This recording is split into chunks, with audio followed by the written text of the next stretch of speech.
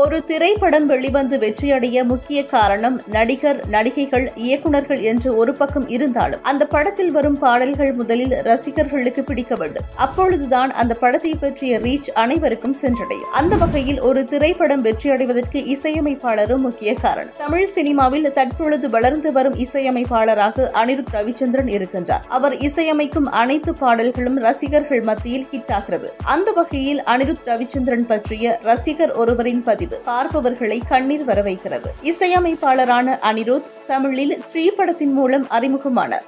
இவர் இசையமைத்த வைதிஸ் கொலவரி பாடல் இந்தியா முழுவதும் பிரபலமானது.